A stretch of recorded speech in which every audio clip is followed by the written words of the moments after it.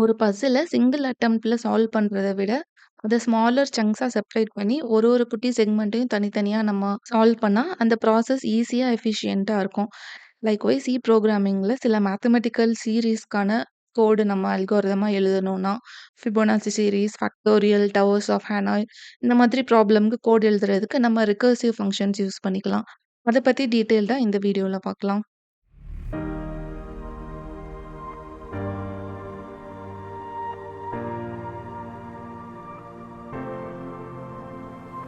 Recursive functionனா என்னன்னா, a function will call itself again and again until a specific problem is solved.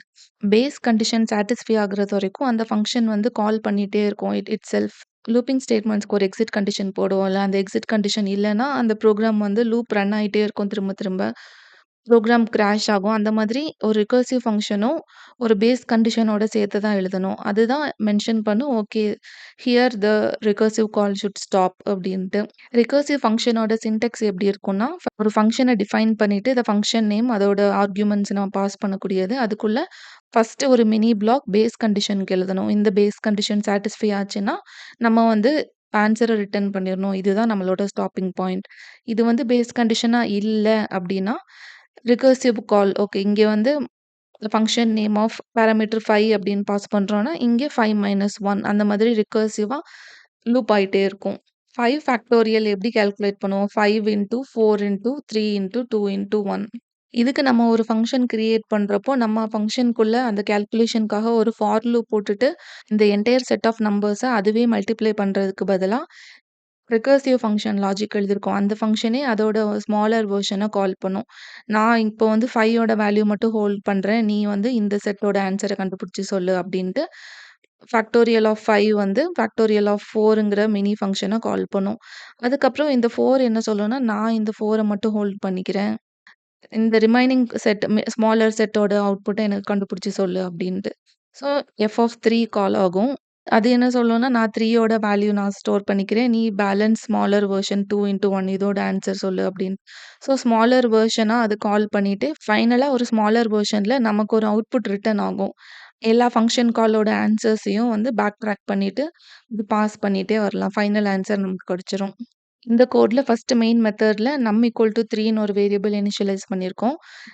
Factorial of நம் இந்த function வந்து function call நடக்கும். Factorial of 3. நேத்து வீடியோல நம்ம சொன்ன மாதிரி ஃபங்ஷனுக்குள்ள எது நடந்தாலும் அந்த பாராமீட்டர்ஸ் பாஸ் ஆகுற பாராமீட்டர்ஸ் அங்க வேல்யூஸ் எல்லாமே மெயினா டேட்டா செக்மெண்ட்ல ஸ்டோர் ஆயிருக்காது. டெம்பரரி ஸ்டாக் ஃப்ரேம்ல தான் கிரியேட் ஆயிருக்கும். ஸோ இங்க ஒரு ஸ்டாக் கிரியேட் ஆகும். அந்த வேல்யூ 3 பாஸ் ஆயிருக்கும். இஃப் n ஈக்குவல் டூ 0வா இல்ல. ஸோ இங்க எல்ஸ்ல இருக்கிறது தான் வரும். இதோட output 3 into factorial of n - 1 factorial of 3 - 1 2. So again factorial of 2 அப்படின்ட்டு இன்னொன்னு வந்து கிரியேட் ஆகும். அதுக்கு தனியா இன்னொரு ஸ்டாக் ஃப்ரேம் கிரியேட் ஆகும் இதுக்கு மேல. தென் அகைன் ஃபேக்டோரியல் ஆஃப் 2க்கு first condition base condition check பண்ணும். n ஈக்குவல் டூ 0வா இல்ல 2. So else return n into factorial of n - 1. So இங்க n வந்து 2. So 2 into factorial of 2 - 1 1. So again அந்த ஃபங்ஷன் கால் ஆகுது. ஃபேக்டோரியல் ஆஃப் 1 வச்சுட்டு. இன்னொரு ஸ்டாக் ஃப்ரேம் கிரியேட் ஆயிருக்கும். n ஈக்குவல் டூ 1 தான் 0 இல்ல. So base condition falls. இங்க எல்ஸ் லூப்க்கு வந்துரும். Return 1 into factorial of 0. Factorial of 0ன்னு இன்னொரு ஃபங்ஷன் கால் ஆகும். ரிகர்சிவா. இங்க n equal to 0 base condition satisfy ஆச்சு. ஸோ இதுதான் நம்மளோட ஸ்டாப்பிங் பாயிண்ட். இங்கேருந்து நம்ம ஆன்ஸர் கண்டுபிடிச்சிடலாம். இங்க இந்த கண்டிஷன் சாட்டிஸ்ஃபை ஆனதுனால ரிட்டர்ன் 1 அப்படின்னு குடுத்துருக்கோம். ஸோ இந்த ஸ்டாக்ல வந்து 1ங்கிற ஆன்ஸர் இருக்கும். இது கரெக்ட்டா ப்ராப்பரா எக்ஸிட் ஆயிருச்சு. அடிஷனல் எந்த ஃபங்ஷனையும் அது வந்து ரிகர்சிவா கால் பண்ணல. ஸ்டாப்பிங் கண்டிஷன் வந்ததுனால. ஸோ இந்த ஸ்டாக் ஃப்ரேம் வந்து இந்த 1ங்கிற வேல்யூவ இதுக்கு வந்து ரிட்டர்ன் பண்ணும். எஃப் ஆஃப் 1 தானே எஃப் ஆஃப் இத கால் பண்ணிச்சு. ஸோ அந்த காலருக்கு 1ங்கிற ஆன்ஸர ரிட்டர்ன் பண்ணிட்டு, இந்த ஸ்டாக் ஃப்ரேம் எரேஸ் ஆயிடும். ஸோ இந்த ஸ்டாக்குக்கு வந்து 1 இன்டூ 1 வேல்யூ இருக்கும். இதோட ஆன்ஸர் வந்து 1. ஸோ இந்த 1ங்கிற ஆன்ஸர் வந்து இந்த ஸ்டாக்குக்கு வந்துட்டு, இந்த எஃப் ஆஃப் 1ஓட ஸ்டாக் எரேஸ் ஆயிரும். So again 2 into 1 equal to 2. So இந்த ஆன்ஸர் வந்து இந்த இந்த ஸ்டாக்குக்கு வரும். வந்துட்டு இந்த எஃப் ஆஃப் 2ஓட ஸ்டாக் ஃப்ரேம் எரேஸ் ஆயிடும். எஃப் ஆஃப் 3ல வந்து 3 இன்டூ இந்த answer 2. So 3 into 2 equal to 6. இதுதான் ஆன்ஸர். இந்த ஆன்ஸர இங்க பாஸ் பண்ணிட்டு இந்த ஸ்டாக் ஃப்ரேம் எரேஸ் ஆயிடும். ஸோ நமக்கு பிரிண்ட் பண்றப்போ ஆன்ஸர் 6 வந்துரும். செகண்ட் எக்ஸாம்பிள் ஃபிபோனாசி சீரிஸ்க்கான ஒரு ரிகர்சிவ் ஃபங்ஷன். ஃபிபோனாசி சீரிஸ்னா என்ன ஞாபகம் இருக்குதுல்ல? Each number will be the sum of its previous 2 numbers. அதாவது it starts from 0 then 1. Third number வந்து 0 + 1 1. ஃபோர்த் எலிமெண்ட் வந்து இந்த 2யும் ஆட் பண்றா. இந்த 2யும் ஆட் பண்ண அந்த ஆன்சர். ஸோ 2. ஸோ 2 + 1 3. 3 + 2 5. இந்த மாதிரி போயிட்டே இருக்கும். அதனால தான் இங்க லாஜிக் வந்து ஃபர்ஸ்ட்டு n = 0னா 0 ரிட்டர்ன் பண்ணணும். நெக்ஸ்ட் 1னா 1 ரிட்டர்ன் பண்ணணும். இல்ல அப்டின்னா Fibonacci of n - 1 + n - 2. Particular நம்பரோட ப்ரீவியஸ் 2 நம்பர்ஸோட சம் தான் அந்த ஆன்சர். ஃபேக்டோரியல்னா அந்த ஃபைனல் ரிசல்ட் மட்டும் நம்ம சொன்னா போதும். ஃபிபோனாச்சி சீரிஸ்ங்கிறப்போ அந்த என்டையர் சீரிஸ்ல ஈச் 1 பை 1ஆ எல்லா எலிமெண்ட்டையும் பிரிண்ட் பண்ணணும் நம்ம. ஸோ, அதனால இங்கே பிரிண்ட்எஃப் ஸ்டேட்மெண்ட் வந்து ஃபார் லூப்குள்ள எழுதியிருக்கோம். ஸோ, ஃபிபோனாச்சி சீரிஸ்ல ஃபர்ஸ்ட் நம்பர் எனக்கு வேணும், செகண்ட் நம்பர் வேணும் லைன் பை லைனா இங்கே i லெஸ் தேன் 5 போட்டிருக்காங்க. ஸோ, அப் டூ 4 ஃபர்ஸ்ட் 5 எலிமெண்ட்ஸ் ஃபிபோனாச்சி சீரிஸ்ல நமக்கு வந்து வேணுன்ட்டு ஒரு கோட் எழுதியிருக்கோம். இந்த கோட் ரன் ஆகுறப்போ ஃபர்ஸ்ட் i = 0 இந்த கண்டிஷனுக்கு ஃபிபோனாசி ஆஃப் 0 வந்து கால் ஆகும். 0 கால் ஆகுறப்போ ஒரு ஸ்டாக் ஃப்ரேம்ல வந்து 0 வந்து இன்புட்டா போகும். If n = 0 return 0. ஸோ 0 தான் நமக்கு ஆன்ஸராவும் அது ரிட்டர்ன் பண்ணியிருக்கு. ஸோ அந்த 0 வந்து இந்த காலருக்கு அது பாஸ் பண்ணிட்டு இந்த ஸ்டாக் ஃப்ரேம் எரேஸ் ஆயிடும். ஸோ நமக்கு ஃபர்ஸ்ட்டு அவுட்புட் வந்து 0ன்ட்டு பிரிண்ட் ஆகும். ஃபர்ஸ்ட் இட்டரேஷன் முடிஞ்சாச்சு. Second iteration i = 1. ஸோ இப்ப இன்னொரு ஸ்டாக் ஃப்ரேம் 1 வந்து இன்புட்டா போகும் இந்த ஃபங்ஷனுக்கு. ஸோ இங்கே 1 இஃப் n = 1னா ரிட்டர்ன் 1. ஸோ அந்த 1ங்கிற ஆன்சர் வந்து இந்த காலருக்கு பாஸ் ஆகும். அது பிரிண்ட் ஆயிடும். So second Fibonacci series number 1 இது பிரிண்ட் ஆயிடும். Second iteration over. தேர்ட் இட்டரேஷன்ல i = 2 ஃபிபோனாச்சி சீரிஸ் ஆஃப் 2ங்கிற ஃபங்ஷன் கால் ஆகும். ஃபிபோனாச்சி ஆஃப் 2 2 வந்து இன்புட் ஆர்குமென்ட்டா பாஸ் ஆகும். ஸோ இஃப் n = 0வா இல்ல n = 1ஆ இல்ல. So return Fibonacci of n - 1 + n - 2. அப்போ இது வந்து 2 இத கால் பண்ணும். f of 2 - 1 1 and f of 0. இந்த 2ஓட ஆன்சர் 2யும் ஆட் பண்ற ரிசல்ட் தான் இது வந்து இதோட அவுட்புட். ஸோ இந்த 2 ஃபங்ஷனும் இட்டரேட்டிவா கால் ஆயிருக்கும். அகைன் இந்த f ஆஃப் 1 திரும்ப இன்னொரு டைம் எக்ஸிக்யூட் ஆகும். f ஆஃப் டைம் இங்க எக்ஸிக்யூட் பண்ணிட்டு 1க்கு வந்து ஆன்சர் 1 தான் ரிட்டர்ன் பண்ணியிருக்கு. ஸோ இந்த 1 வந்து இங்க வரும் பாஸ் ஆகும். Then again f of pass ஆகிட்டு இது இந்த ஸ்டாக் ஃப்ரேம் எரேஸ் ஆயிடும். தென் அகைன் f ஆஃப் 0 இதுக்கு வந்து ரிசல்ட் 0 தான் ரிட்டர்ன் ஆகும். ஸோ 1 + 0 இதோட ஆன்சர் 1. இந்த 1 வந்து இந்த காலருக்கு வந்து பாஸ் ஆகும். Third Fibonacci series number 1.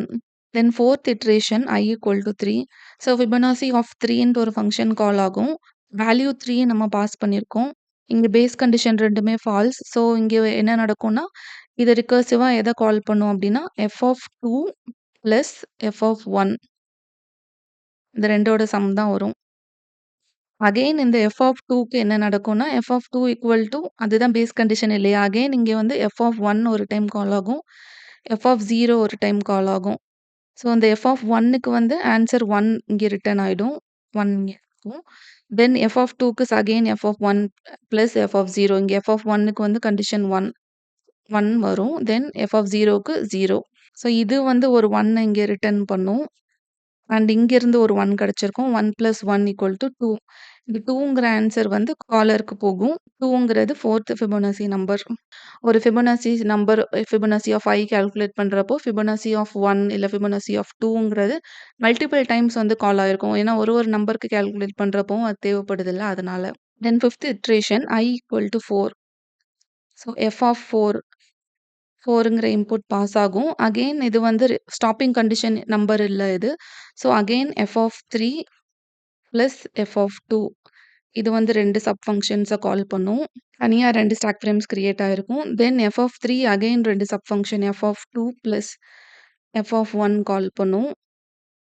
அதுக்கு தனி stack frame. Then f of 2 again 2 sub functions call பண்ணும். f of 1 + f of 0. f of 1 வந்து 1ங்கிற ஆன்சர் ரிட்டர்ன் பண்ணும். f ஆஃப் 0 வந்து 0 ரிட்டர்ன் பண்ணும். ஸோ 1 + 0 1. ஸோ இங்கிருந்து ஒரு 1 வந்திருக்கும். இதோட 2 வந்து இங்க பாஸ் ஆகும். கீழ இருந்து இது f ஆஃப் 2 இருக்கு. இது இன்னொரு f ஆஃப் 1 + f ஆஃப் 0 கால் பண்ணியிருக்கோம். ஸோ அகைன் 1 + 0 1 இந்த 1 வந்து இங்க பாஸ் ஆகும். ஸோ f ஆஃப் 4க்கு வந்து ஆன்சர் 3 இருக்கும். What will happen if a recursive function has no base condition? Base condition இல்லன்னா அந்த ஃபங்ஷன் வந்து திரும்ப திரும்ப கால் ஆயிட்டே இருக்கும். ஸ்டாப் ஆகாது. ப்ரோகிராம் வந்து கிராஷ் தான் ஆகும்.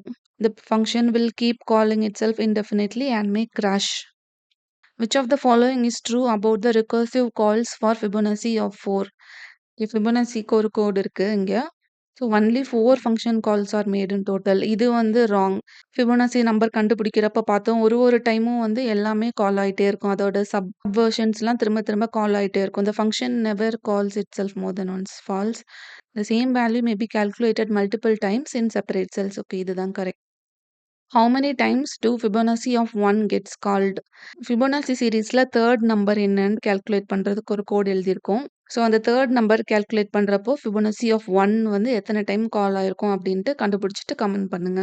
இந்த வீடியோல நம்ம ரிகர்சிவ் ஃபங்ஷன் பத்தி பார்த்தோம். ரிகர்சிவ் ஃபங்ஷன்னா என்னன்னா, the function will keep calling itself repeatedly until the base condition comes. அதோட ஸ்டாப்பிங் பாயிண்ட் தான் பேஸ் கண்டிஷன் மாதிரி. சில மேத்தமெட்டிக்கல் சீரிஸ்க்கு வந்து நம்ம கோட் எழுதணும்னா ரிகர்சிவ் ஃபங்ஷன்ஸ் ரொம்ப யூஸ்ஃபுல்லா இருக்கும். நெக்ஸ்ட் வீடியோல நம்ம ஸ்டோரேஜ் கிளாஸஸ் பத்தி பார்க்கலாம். Auto, static, extern, register. Okay, thank you.